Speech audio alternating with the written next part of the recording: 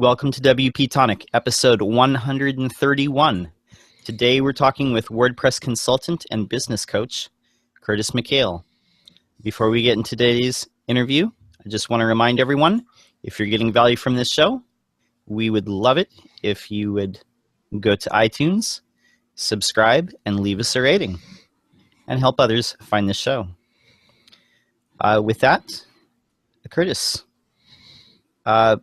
tell us a little bit about yourself and about your path as a web developer, how you got into web development, and how you got to the present day. So I didn't hit web development till I was right around, 28 or 29. I spent, in fact, most of my early 20s swearing I'd never even have a cell phone and way out in the outdoors, guiding canoe trips and kayaking trips, and then meandered my way through a counseling degree and decided I didn't want to work with whiny people and taught myself development as I was finishing up my degree, and went out into web development for another company initially, and then as quickly as possible for myself, because I have always also run side businesses the entire time I've been working anywhere. I've worked on the side at the same time. It was just a matter of finding the right business for myself to run, which was development. Very good. And one of the things, I've been following you for a few years now, and one of the things I've always been impressed by is you've always very clearly defined your reasons for having a business. And you know exactly who you want to serve and what change you want to bring about in the world. How important is it for business owners to know their why they're in business? It's one of the most important things. It really gets you through the tough times, but also lets you move through transitions, right? So my why, because I'm looking up above my monitor because it's on my wall, is I help people run the business they want so they can live the life they want to live. And that's my why. And so as a web developer, that allows me, I'm helping them, make more conversions on their site, have a better business so that they can, live that life they want to live. As a business coach, it's the same thing. I'm helping you run a better business so that, you're not working all the time. So you can go spend time with your kids, and that you can live that life you want to live, not just, like most developers end up working crazy hours and on the weekends and everything else. And then they are really still barely making ends meet. They run a hobby, not a business, mostly. A hobby that pays the bills with epic amounts of work usually. No, definitely. And that's a phrase that I've heard you use several times in your writing, in your videos, in your podcast. Explain to the listeners more what that means, like running a hobby and not a business. So running a hobby, or another way of thinking of it, is owning your own job. And that's where you have to show up every day, all the time to even pay the bills at the end of the month. You have to be there every day, all the time, which is a hobby, a hobby is something you don't do something you do that doesn't pay all your bills even. So I remember my first couple years running my own business, I was running a hobby. I was just barely making ends meet all the time. And in fact, one time I remember saying to my wife, hey, let's go for a drive together. And, oh, hey, we're in Abbotsford. We should pick up this check for my client. And it was totally a ploy so I could pick up the check from the client so I could pay us that day too. It was not a nice date with my wife. It was a sneaky date to pick up a check so he could pay us. And that's how most developers, designers that I talk to are really running. They might be a little better than that, but it's always, oh, I need more clients. I don't have enough. I've got to figure out how to pay the bills this month. And so they're really running a hobby that just sort of usually pays the bills and does a little better sometimes, but then it's, going downhill the other months. No, definitely. Well, so how do you advise people to make that transition from running something that doesn't pay the bills to running like a full-fledged business? Or another way to phrase that would be, what are some of the obstacles that you see that prevent people from being able to attain that? One of the first things I tell most people to do is to raise the rates, because playing with the low rates generally brings in the type of clients that you do not want.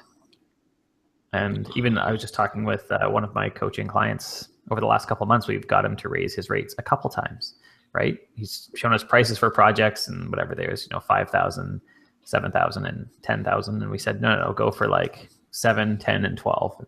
I think we actually told him higher, but we got him up to 7, 10, and 12. And the guy took the $12,000 project. Questions asked. I was like, so that's where you should be pricing yourself. What is even giving him the confidence to do that, right? And then the clients are treating better. Even clients that he's raised prices are like, oh, last project was tough with these people, but I need the money. And he raised his prices, and they're like, oh, this project was really easy suddenly. And it's just having a rate appropriate. You don't charge high rates just simply to charge them, but it does show that you are a professional and that you should be treated that way as well. It's usually one of the lowest hanging fruits to starting to run that business. And after that is, I believe firmly in scheduling out your calendar, right? So my calendar is full all day. It has this blocked out in it.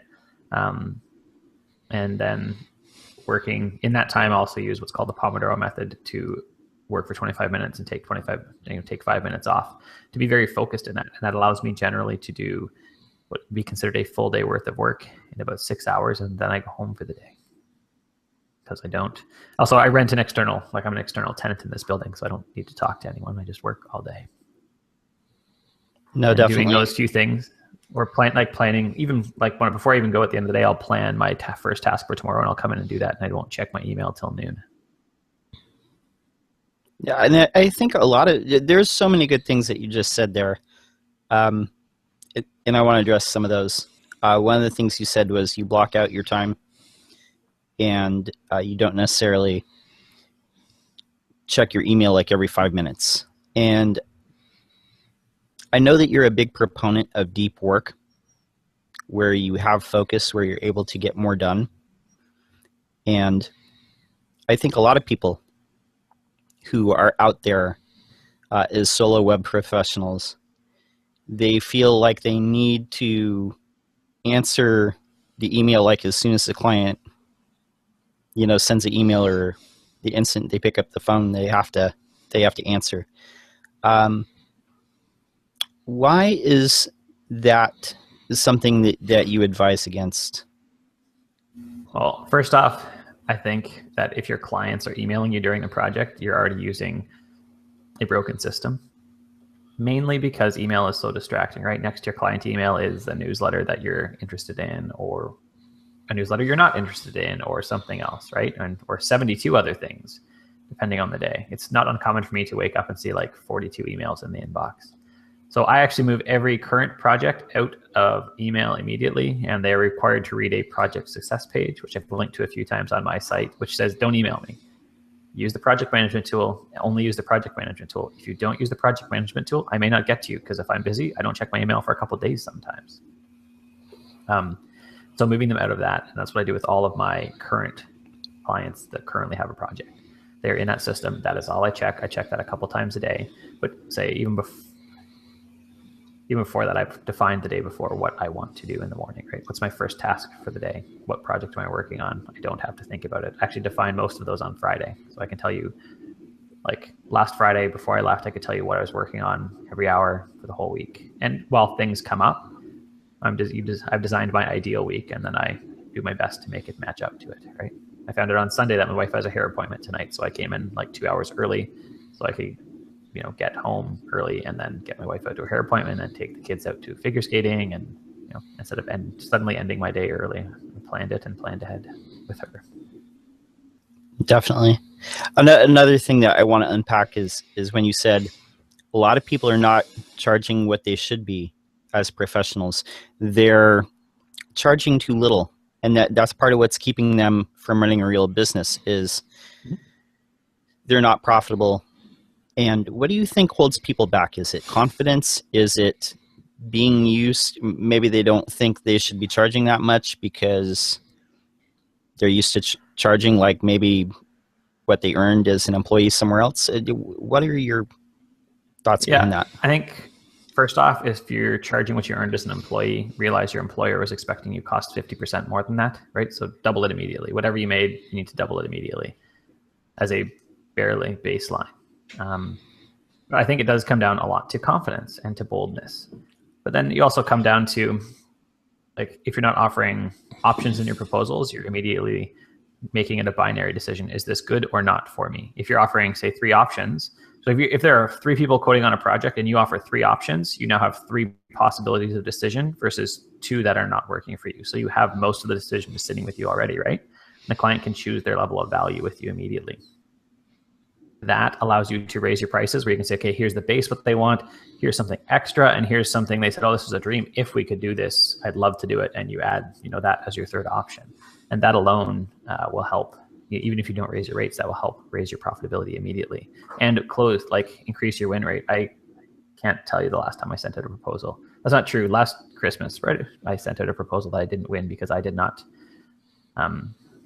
ask the right questions, really. It was my fault. It was not the client necessarily at all. They didn't choose to go with someone else. They just chose not to do it because it was too much. So that's definitely brings up another great thing is when it comes to asking the right questions, I think a lot of web professionals, they have the tendency to, the minute they're talking to the client, they're already thinking of how to solve the problem. And one thing that's made a big difference in my business this year is there's 2 things, like charging for discovery each and every time and spending a lot more time in the planning and talking to the client phase. Taking some of that time away from the development phase. What are your thoughts on, discovery and Socratic questioning when it comes to finding the problems that you're trying to solve for your client? I think it is paramount. I think that you need to know why the client is even doing it to decide if it's even valuable for them. There's more than one project in the last, year and a half or 2 years maybe where we've dug into it a bit during a paid discovery. We've dug into it a bit and just found out that this is going to pay off for you in 10 years. Is that the return on investment you were hoping for? And by I mean payoff, I mean like it's going to finally barely break even, probably in about 10 years. And the client says, well, that's a dumb idea. Like, you're right, so let's not do it. Even finding that is valuable. That's probably, say, another reason why developers aren't earning as much as they feel they maybe should, but they're never diving into that part. They want to, play with the code or go into, mole. You had a question later about communication, but developers want to go into mole mode. They just want to go and program for 3 weeks, and then they'll come back and be like, here you go. And the client's like, where were you for 3 weeks, right? So. Most definitely. And that's another thing I feel that is probably a big opportunity for a lot of web professionals and people who are out there freelancing is they don't communicate enough, or they don't make their clients feel secure because they go in the mole hole for 3 weeks, mm-hmm. as you said. And what things do you prescribe, to other web professionals to maybe help them with their communication with their clients? Every Friday, my client gets a recap of what got done this week. What's the plan for next week? And it's, like a 3-point update in Redbooth, is this project management system I use. Every Monday, they basically get the same thing that says, hey, this is what we're going to do this week. And on Tuesdays, we have it's booked for a 30-minute call. Usually take about 10 minutes where we just recap and talk about anything that they came up. And one of the questions I always ask is, how do you feel with how the project's going?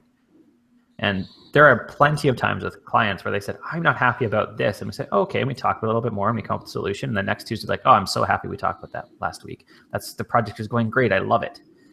Right? And that, just because I've asked and we've addressed the issue. Sometimes we say, well, it's a technical issue. We can't do this. So, because we've addressed it and we've talked about it together, they are now in with the process and happy with the project. So I get on Skype with them every week. And we talk for, say 10 or 15 minutes, sometimes a little longer, depending on the client. But most clients, I would say, only take 10 or 15 minutes. And that includes, we usually talk about whatever, right? I'm working with a homeschool site right now. And so we also homeschool, and our kids are about the same age. So we usually laugh at the ridiculous things one of our children has done for a couple minutes. And then, we talk about the project. Most definitely. I'm going to ask one more question before we go to commercial break. And that is when it comes to pricing, what are your thoughts when it comes to how people determine their rates? And, what are your thoughts on billing by the hour versus value pricing, which is becoming more popular, but I think a lot of people don't know how to value price. What do you find like works for most web professionals? I fall on the value pricing side of it, the equation, always. But I think most people, when they do value pricing, they think they're just going to guess at a number they want to charge. They don't actually look at the value to the client, right? So they can't tell you that, okay, because we're going to, institute this new, so use the homeschool, because we're going to institute this new system, new membership system, what are we going to do? Well, we're not going to have the maintenance people of the other system we were using crash our site every quarter almost because they're fixing something, right? And they're going to crash it and it'll be down for a couple of days. And then we've got to get someone else to come in and fix it. And they have no idea what they did. And so that's one benefit. And another one for them is they can pull out reports. Right now, there's all these reports on their membership that they can't tell you necessarily how much it's making per month just out of the site. They've got to go through to PayPal and go through to Stripe and do all this math to figure it out. So we're going to save time on that. And then they're going to gain a whole bunch of new features, right? So they can sell, all these other products that they have planned. So at the end of it, we say, well, we can reasonably expect that over the course of this changeover, because it's going to take a couple of months to change over to the system and get everyone into the new billing system, but we can expect that we're going to realize an extra revenue of, $5,000 or $6,000 a month probably. So saying we're going to charge, 15, I think I offered her like 12, 15, and $20,000 options, and those are all totally viable, right? They're going to see those in 2, 3, or 4 months as a return on investment. Yes, definitely. So, and I usually go for a 10x. I usually go for a 10x return if I can, but if it's lower than 3x, I really start questioning with the client if it's viable, right? So if I'm going to charge you 10,000, I can't see that there's a viable path for you making 30 out of this, whether that's 30 and save time so you don't have to hire an employee, or 30 in extra revenue, or a split of some fashion, right, percentage-wise, then we question whether we're going to do it. Occasionally, I've done those, but that's because it's part of a long-term play, right? Okay, this is the first step. Here's the long-term plan. I say, okay, once I see all these other pieces come in, I can see we're going to see like a 20x return, really, because by the time you paid for all of these other pieces, this is a good idea. Now, I still believe you should probably have an effective hourly rate. And Diane Kinney talked about this really well on Post Status recently. I'm a little bit behind, so I'm not sure it was last week or the week before. But she talked about like timing, doing all your time, which I had gotten out of for a long time, but I started a couple months ago. So I'm just finally starting to realize good numbers on that. So even right now, I am timing with Toggle to see, like, to add this to my marketing time for external marketing purposes. And so you should be timing that and seeing like what is really profitable, good or bad. Not that I like Toggle, I don't use as my billing system at all. So it's never going to see, the client will never see it, but it is good for me to know what's good and what's bad, and how my profitability is actually working out, and what type of projects it's working out well. So just as a follow-up question, like you basically time track internally just to gauge it against your effective hourly rate to see if a project is profitable according to your internal gauging. Yeah, and I also use time tracking to see, so I say I have an ideal week designed, and I time track, and Toggle lets you color code stuff, but I just basically color code it into external and internal work, right? So this will be counted as internal because it's safe for marketing purposes, but all client work gets, I think it's purple, and green is all internal work, writing, working on my site, all that stuff. And I basically want to see at the end of the week that my percentage of hours is pretty close to what I expected it to be, right? I said I would do 25 hours for clients this week. What did I get? Well, did I get somewhere between like 22 and 27? And that was a decent week, right? And same on the other side. Some weeks will be a little heavier weighted to one or the other. And that's what I use it for internally as well as, was this project actually profitable? What's my effective hourly rate on it? Absolutely. No, that makes a lot of sense. We're going to go to our break, and then when we come back, we'll be talking more with Curtis McHale. We're talking with a WordPress consultant and business coach, Curtis McHale. One of the things that you talk about a lot in your writing and your podcast is, people have a hard time finding leads. And for you, how has your lead generation system changed over time? So I formerly spent a bunch of time writing a technical site and getting in with a reasonably technical community like Pippin Williamson, the founder of Easy Digital Downloads and the lead developers of many of the top plugins that I work with. And so now I mainly rely on that. They send me, not only, I'm on a lot of their contact forums for recommended developers, but I'm also, like when someone goes through support and has a problem and support will send them to me, right? I'm also on the support side for one of the 2 or 3 of the, we'll say top developers internally as well. But even colleagues, so like if someone comes to me with a payment gateway, I don't do it. I send them to one of my friends because that's just better for them, or, an email service gateway, anything like that. I don't want to do that. Alternatively, if someone has theme work, to build the site, to increase conversions, my friends don't want to do that either. And so they send it to me. So it is mainly referrals now for the development side because I am building up the coaching side right now of my business. And with that, I do essentially the same thing I did with the development side. I write, I speak, I get on podcasts, I do my own podcast, and it's in many ways getting known. And something that I will be pushing harder starting next year was actually speaking at a lot more WordCamps all over and a lot more conferences all over. I don't do that now because as much as a pain in the ass my kids are at 5 a.m. when they decide they want to get up, I miss my kids when I go away. And once we'll be traveling next year, so I'll start speaking all over as we travel, right? When I can be, say near Florida when there's a hurricane and go speak at a WordCamp for fun in a hurricane, to use a pertinent example for right now, or, Sure. Something like that, right? So I'll go to my local WordCamp in Vancouver. I occasionally have gone to Seattle. But there's no hurricanes in Vancouver, is there? There's no what? No hurricanes in Vancouver. No, lots and lots of rain though. Despite the sunniness outside, we're supposed to get lots and lots of rain today.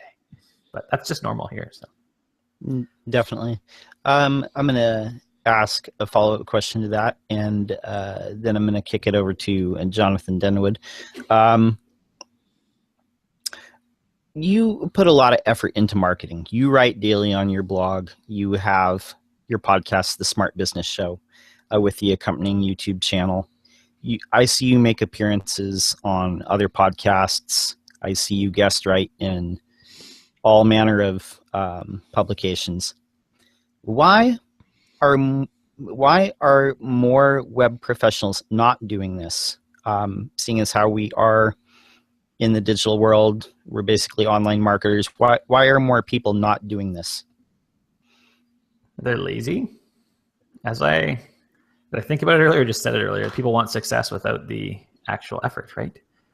Everyone wants to, some fake but idealized, sitting on the beach with your laptop and, drinking whatever you choose to drink. And that's what they want, but they don't actually do any effort to get there. So I know, even some people who are farther ahead than me in the, say, business or course realm, like Brennan Dunn. I have known Brennan for a number of years now. I know the amount of work he put in. And while it is less work now, he is still putting in more work than you probably expect. And the work he put in formerly was huge to get to where he is, right? And I know a number of other people that are the same way. They're the instant overnight success after 20 years of doing pretty much the same thing. Right? Even Chris Lemma is a name that's well known in the WordPress industry. And he seemingly came into the WordPress industry like out of nowhere. In like a year, he suddenly was like, all the big companies were consulting with him. He spent 20 years in software development. He spent a year researching the WordPress economy and where he should fit and deciding where he could position himself before he went out and attacked it. And in 1 year, he did get a huge success, but he has 20 years of experience doing these types of things. So of course he did really well, right? It's like some top cyclist starts doing triathlons, and within a year they're like, oh, one of the top contenders. Well, of course they are. They were already had all this base of fitness and all this other stuff they had to transition, into some parts of it, but most of it was already there. So bottom line, there's not like a real shortcut to success. Maybe we don't see it, but those people are putting in the work. Yeah, the only shortcut is to look at the people that are doing what you want already and model after them. And if they're talking about the mistakes, try not to make the mistakes. That's going to get you there faster. There's also, it's always attributed to Malcolm Gladwell, the 10,000 hour rule. I know I've listened to a few podcasts with like the original founders of the study, and that's probably a misnomer. What they would actually say is it's 10,000 hours of specific practice, right? So it's not just, I'm going to go walk for 10,000 hours and I'll be a runner. I'm going to go run. I'm going to train. I'm going to do track workouts. I'm going to, run intervals. I'm going to run hills. I'm going to do all this other stuff. I'm going to have a coach that's going to come back and say, this was wrong. This is why we didn't do it well. Or I can see your heart rate's too high. You're probably sick. That means we need to taper off a little bit. It's 10,000 hours of deliberate practice. Not just doing the activity, right? Definitely. Jonathan. Oh, hi there, Curtis. So, like you said earlier on, you've got a lot of developers that really just got a hobby business and they're doing a lot of hours, and they got to the stage where they're thinking of going back to the corporate booth. I wonder if you could give some over, let's say, a 3-month or 6-month, give some tips or advice, actionable things that they might be able to do to turn things round in a 3-month to 6-month period. Yep. So one thing we've done this with one of my coaching clients recently. He was having continually low leads, and we worked together and we got him on recommend developer lists for about the 5 or 6 top plugins that he wanted to be on. Simply by asking. He was surprised at how easy it was. He said, hey, I'd like to be a recommended developer. Here's some projects I've done, and sent them some code. And they said, oh, absolutely. We'd love more recommended developers that we can trust. He reached out to, I had a couple contacts I sent him to. If they had if you have overflow work, you should talk to my friend John. And he got more work out of that. And in probably about 2 or 3 weeks, we increased that. He's also started writing, right? Blogging about topics that specifically, that's another thing developers do when they blog. And it's good, but if you're writing, say, 4 blog posts a month, 1 a week, you should be writing 1 for your peers, and the rest of them should be for your clients. So what problems are your clients going to be at? But that's going to take longer than the instant 3-day turnaround or something. The fastest is to network a little more, get people to refer clients to you, right? Get on those recommended developer lists. They are sometimes a little lower quality leads, but it's still getting leads in. And surprisingly, say if you have 10 of the lower quality leads, there's usually 1 gem in there, right? I'm on a number of them, and usually from each list, there's 1 project every year that I look at and I'm like, that looks like a really good project. And I start asking more questions, and it is like a $20,000 project. They just didn't know where else to turn, right? That's the fastest return I've seen, is getting on those lists and starting to network a little bit more, and intentionally networking, and not just showing up at some WordCamp or a meetup group and just standing in the corner and talking to people, but looking at the list and saying, who's on this list? Who's going to this meetup tonight? Because meetup shows you, and looking through the site that the person has linked in their profile and saying, this person looks like they could be a good one. I need to go say hello to them and say, hi, I'm Curtis. What do you do? Tell me more about your business. I looked it up and I see that you do this. Can you just tell me more about that? And intentionally ask questions, ask more questions, talk less, which is, funny that I'm being interviewed on a podcast, but that's something that sits right here on my monitor to remind me, ask more questions, talk less basically in every facet. Great, Curtis. Just a follow-through question. Based on my experience, there's a lot of small businesses that would consider $1,000 to $3,000 a lot of money. And how do you position yourself? I know you touched this during the conversation, but I think the larger businesses tend to have more management, more layers, which can in some ways make it harder to get to the decision maker. But in a long-winded way, how do you position yourself where you're dealing between the 6 to 15,000? What are the type of events in your area where you meet those clients rather than the $1,000 to $3,000 clients? So first off, I work for almost nobody in Canada even. Almost all of my clients are in the US. My biggest client this year was probably, I think it's Malaysia, somewhere in that region anyways. I worked for someone in New Zealand. All of those came from referrals. But I think we also vastly underestimate the amount of businesses there are that have 10 or 15 employees that, if I could say we're going to spend $10,000 on X and you're going to get, $30,000 back, they'd say, oh, okay, right? Even my local bike shop, and bike shops are not low profit, but they're not like a high profit retail endeavor. And talking to the bike shop owner that I used to work for, we talked numerous times, and I don't generally work for friends. I referred him off to someone else. But once we talked through like the return on investment he could see and how we could position it, he was totally in for a $10,000 spend. He had to save a little bit for it and, budget for it. But we vastly underestimate how many people actually are willing to spend that when you show them the value, when you talk through it. Now, there's also plenty of leads you're going to get, right? When I first started out, I hit Craigslist and like my local chamber of commerce and just like look around for all these sites. And I sent 10 emails a day to get my business rolling. I don't do that now, but just generating enough motion brought in enough income at the beginning. And there was lots of low value things in there where I was trying to justify that I wanted to do like that. You should be doing work, but there's tons out there. I think we vastly overestimate how many clients we need in a year, right? Like you need 10 clients at $10,000 to make $100,000 in a year. Are there 10 people in the world that you could service that have $10,000 that you could help them earn more money? Yes, there are, right? If you want to do $20,000, you need half the clients again. So I work for like 7 people a year generally, 6, 7, maybe 8 people a year on substantial projects. I have old clients that'll come through and it's, a couple $100 here and there, and it's just a quick fix, and I'll do that. But that's, the bulk of my income is out of those 10 clients in a year. Thanks. Go on, John. Got a question? Sure thing. So one of the things that you've talked about extensively in your writing is writing proposals for clients. And what are the biggest misconceptions people have about writing a winning proposal? I think one of the things is that they figure that it's 90% of the sales process is the proposal. And it's not. Like 98% of the sales process happens before you ever hand them the piece of paper. By the time the client has seen the piece of paper, I've actually worked on the proposal, every part of it except the pricing, with them collaboratively. I open up a Google Doc, I open up and I have like all my sections laid out except for pricing and timelines. That's all on me. And we've worked on it together. We've refined it. I've written it out first, the first draft, and they've gone in and edited it and said, nope, that's not my goal. And we adjust the goal. I do it that way because there's always 3 things said. One of the great things out of my counseling degree, there are always 3 things said. What you thought you said, what you actually said, and what the other person heard.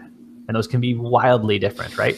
If you're ever had a girlfriend, boyfriend, spouse, anything, you'll say something and they're like, I can't believe you just said that to me. And it's like, no, that was like, I was trying to tell you I loved you. Like, what do you mean? Why are you mad about that? And they're like, oh, I didn't get that at all. It was totally rude, I thought, right? And so there's always wildly different things.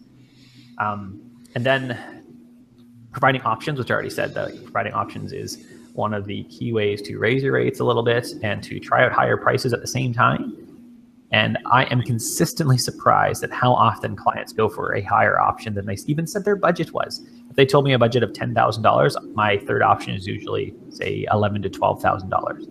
And so consistently, clients go in for the $11,000 or $12,000. And that's usually something where they said, earlier this year, there's a client and they had to do a ton of HTML coding to make their site work. And I said, that's ridiculous. And so as I was writing the proposal, I thought, automation is the real issue. That's mostly what we're doing. We're automating this. Yes, we're adding a theme, but ultimately this is automation. A lot of the processes, which was mostly just setting up WordPress properly, really. And I said, I can create new memberships in Restrict Content, Restrict Content Pro by Pippin. I buy with a checkbox. I can say, check this box. It'll spin up a new membership for that category and it'll be done. And I said, that's going to cost $4,000. And he said, okay. Like, not a question asked. 5 minutes after I sent out the proposal, I had money coming into my bank account. And that was above his budget because I latched onto what his dream was, what the ultimate goal he was pushing for was. And then I provided that, right? Another thing people do, even when they provide options, the first option is, so say the client wants an e-commerce site, and the first option is, I'll build you a theme. And the second option is, I'll build you a theme in an e-commerce site. The first option doesn't even count. They can't even take that. Right? It's like saying, I want to buy a car. Well, I got a car over here. It has no wheels and no engine, but there's a car you can look at. Well, that doesn't count. you're fooling yourself saying that that's even an option. Like, it needs wheels and it needs an engine and it needs to turn on. Like, those are some basics that it has to do. So that is it. Yeah, and say work on it collaboratively, spend a lot of time up front. So every client that I have a proposal with, let's say almost every client, sometimes recurring clients get to skip, or clients that get to skip part of the process, but they get an email with, I think it's 9 questions that basically ask a lot of, why are we even doing this project? Like, what's the point of it? What are you going to get out of it? What's the timelines? What's your budget? Those type of questions. And those are all up on my site somewhere. I have to find the link exactly now, but they are all, I think eight of them are up there. And then the other one I've added is just a variation on one of the questions because it gave more clarity. And then they all get a phone call. That's sometimes where I skip with existing clients because we've all talked about things lots of times. I know their site, they know me, and I don't have to vet to see if they're good to work with each other, right? Unless there's some technical clarity we need together. And then if I can determine the project well after that phone call, I will do a proposal. If not, then the next thing is paid discovery. And that's the proposal they get, is paid discovery. And usually I can tell within the first 10 or 15 minutes of a call if we're going to get to that point or not. And then I will be prepping them for paid discovery and selling them on that in that first call. Paid discovery of X number of dollars. And the thing is, especially once you've done paid discovery, and done it well, let's caveat this all, you've done the first part well, then your win rate should be like 99.9% on the next part, because you already there. And I'll produce a whole report sometimes and say, here you go. Like, here you go, take this to anyone you want. And they'll get other prices and they'll say your prices were way higher. And I say, yes. And that's it. That's all you say is yes or okay. And they will talk themselves around most of the time within a minute or two of going with you anyways. I think I heard this first from Chris Lemon. Whenever someone asks you about or says something about pricing, your prices are higher. That was not a question. So the first thing you do is maybe not even say, okay, just sit there quietly because they didn't ask you a question. That was a statement. And what psychologically, and they may not even realize that what they're waiting for you to do is say, oh, well, we could do it cheaper, right? And that's your instant reaction, but to just sit quietly and say nothing, because they will generally just come back around to, oh, yeah, okay, we'll take it, right? You're setting your boundary and you're holding it, basically. Mm-hmm. Yep. Yes. Yeah, and occasionally I'll have clients look at the 3 options and say, oh, I really like this in option 3, but the pricing is too high. And so, like, what can we do? And we arrange it and come up with our own custom option that sits somewhere between 2 and 3, or we cut something out of 2 that, maybe isn't ultimately needed, but something in 3 really was now that they looked at it. And that's fine too. I never mind doing that, but we don't just like stick something out of the one option into the lower option and do it for free or anything. No, definitely. That makes a lot of sense. I think we're going to wrap up the regular portion of our podcast. And then after this, we will have some bonus content that will be available on the WP-Tonic website from this interview. But before we go, I know that you have 2 books that you would like to give away. And we will be selecting those by viewers or the listeners. You can get a hold of us and just tell us what was the biggest thing that you learned from this interview with Curtis that you didn't know before. And you can get a hold of us via email. You can hit us up on Twitter, or you can leave a comment on the blog. But tell us a little bit about the 2 books that you would like to give away. So the first one is Effective Client Email, and it is every email template that I have that I use for like my Monday recap, my Friday recap, my initial client questions, my no go away email, which is polite and lets me write adult words and autofills into a very polite, thank you very much, have a good time with your project, when that client is rude. And all those emails, and just what it means to send an effective email. And there's also some stuff in there about cold emailing as well. And the second one is called Writing Proposals That Win Work, and is all about writing effective proposals. It gives you the 6 sections that I use in my proposals, and it will give you demo proposals that I think it even has the one where has a variation on the one with names changed and scenarios changed, but where I did the automation that I talked about today, where it shows you the exact options I used and how to write good proposals. those are the 2 books that we will give away. And definitely, and I have read those, and they're excellent. I learned a lot from them myself. So definitely leave us a comment on the blog, leave a comment on our YouTube, or get a hold of us via Twitter. And we will announce those winners in a couple of weeks. So for outros, Curtis, how can people get a hold of you? They can go to curtismchale.ca. That's curtismchale.ca. That's the best spot, and I'm Curtis McHale, all lowercase, everywhere. So you can find me on Twitter there. Yeah, that's really all I do. So Twitter. I suppose I have a Flickr account, but I don't use it, so it's there though. Very good. Jonathan, how do people get a hold of you? Oh, I'm quite easy. I'm over the internet like a rash, aren't I, John? You can email me at jonathan@wp-tonic.com. I do answer my email after a couple of days. I'm always on Twitter, so at Jonathan Denwood. I've been told that I reply to those pretty quick, but I'm pretty accessible when I'm not focused, folks. So contact me.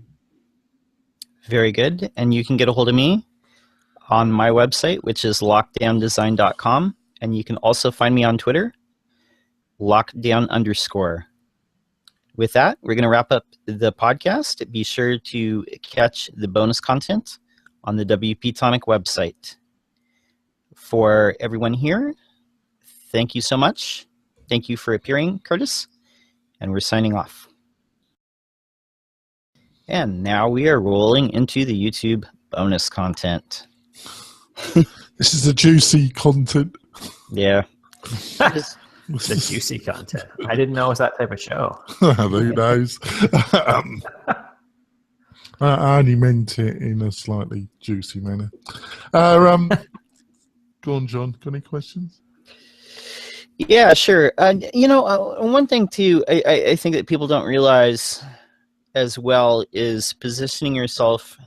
It really makes a big difference in going from being one choice out of many into being one choice out of very few, or the only choice for something. And in your own business in SFN, how has positioning helped you, go from being just another developer to being this elite person within membership sites and e-commerce? The biggest thing that positioning does is, I think, does something in like when people come to your site, you can see mine says I'm an e-commerce and membership specialist. That's what I do, e-commerce and membership sites. If it's not one of those, I don't generally do it. I might pick up one every few years. That's just a basic site because it's for some reason interesting. But even more than that, I think it helps with referrals. When I say, I talked to a friend who I haven't talked to in a while, and I used to do some Ruby programming. He's out of the Ruby world. And he's like, my friend really had a WordPress site that has some e-commerce, and I just thought of you instantly.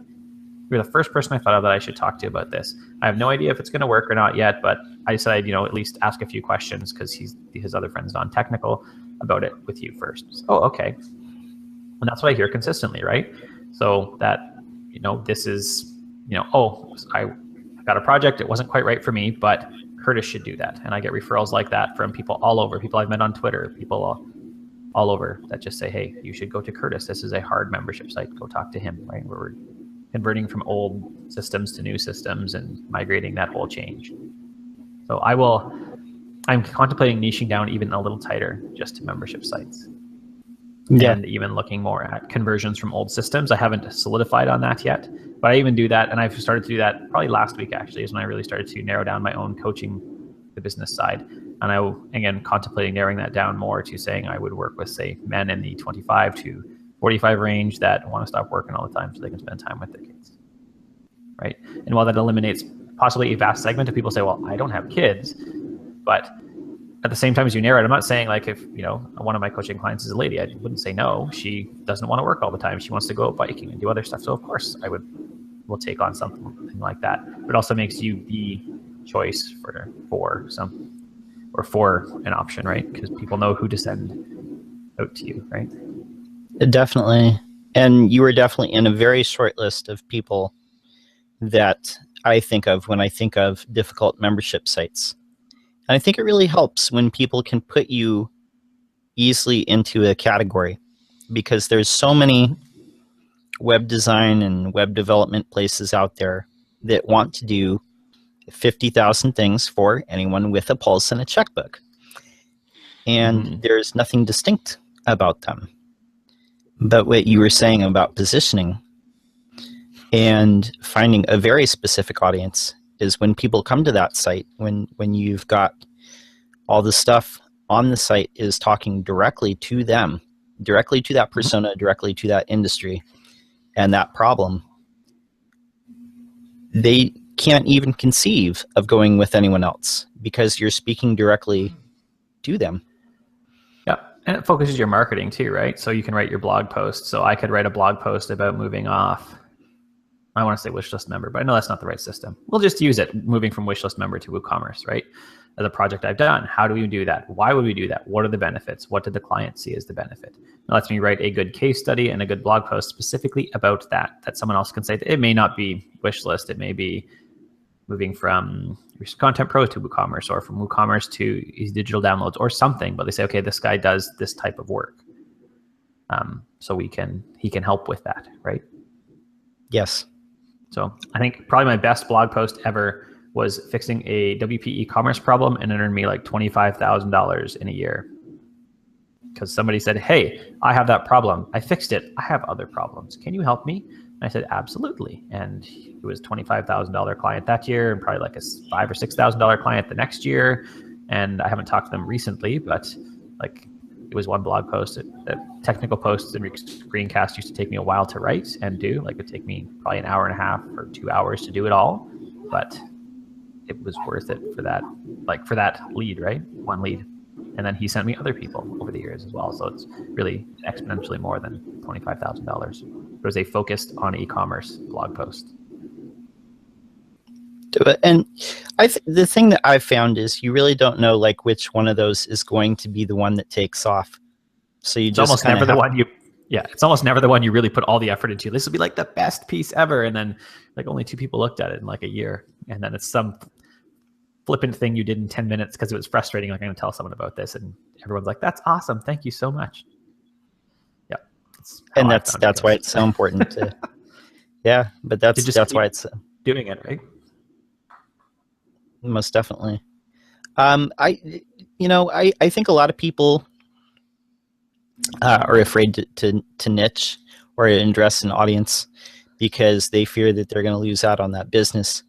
But I think if you focus, your marketing and your site content and everything that you're putting out there, you become known for that. And I think people are afraid to. I think they're also a little bit scared of committing to that path and having it be a desert. But everything that I've heard and everything that I've seen, everything I've experienced is like the more that you go down that path, the more you experience the richness of it. Yeah. I think though there is some danger in how you approach finding your niche, right? I know one guy and he picked a niche. He transitioned niches because he didn't like where he was, and he was just frustrated with the whole community he was working in, not in WordPress or anything. And so he decided to switch his niche, and he did, and he worked on it for a year and just didn't get a lot of traction. And so he said, I'm going to pick something else. This looks like a good one. And he picked something else. And he has done that a few times and just picked something else, as opposed to, I'm doing this. What do I like about this? What projects are the most profitable? What projects do I enjoy the most? Let's do more projects like that. That's how I got to it. I just kept, what am I enjoying? What are the most profitable? Where are people contacting me? And I just kept tightening it down and tightening it down and tightening it down until I'm at the spot where I am now. I didn't just say, I'm going to niche in and throw a dart at a board, right? Or play bingo or something to come up with my niche. I picked consistently. Even with coaching, right? As I was listening to a business show and they talked about coaching, are people calling, said, could you be a coach? Are people calling you to ask about problems like this, this, and this? And I said, absolutely. Like my friend called me yesterday. He's like, I got a new contract and negotiate. This is the price. I quoted them $3,000, but how do I, get that? Because they were balking at it. And I said, why'd you charge them $3,000 and we got them to charge $4,000 a month instead? Right? So he negotiated a higher rate after talking with me. I was like, that's great. So yeah, people are talking to me about this. And so I was like, I have a counseling degree and I would, I'd like to do more of that. And so I, started transitioning into coaching more. I was already writing about business before that. So. Yeah, can I ask kind of question and then, so Curtis, I find a lot of the more profitable clients in a city or region, they have fears about hiring a freelancer. They prefer to go to an agency because they think the agency will be around, and not too sure that the freelancer's going to be around. And it's just the safest solution. Let's say around that 20 to 50,000 mark. If you got any kind of words of wisdom about how a freelancer should deal with those concerns or situation? Probably the first one is don't call yourself a freelancer. Call yourself a consultant or something. There seems to be some general connotation with the word freelancer that you are transient, right? I'm doing this for a bit. So I probably called myself a freelancer at the first, and now everything is under my name, my business name. It's SFN Design. When someone asks, I say, yeah, it's just me. Like, well, what if you're not around and I have a problem? And I say, you know what? Everyone always asks me that. And you know what happens? No one ever calls me. I got like one call in 2 years on a weekend when I wasn't around. And I said, oh yeah, I can help with that. There's like, no one ever calls me. So it's a non-issue, or I'll set them up with some service like WP Site Care, or there's a bunch of other ones out there, right? Oh, you couldn't actually say WP-Tonic, could you, Curtis? WP-Tonic as well. That's right. That's right. I was trying to think what the other ones are, right? WP-Tonic as well. Good one. That's great.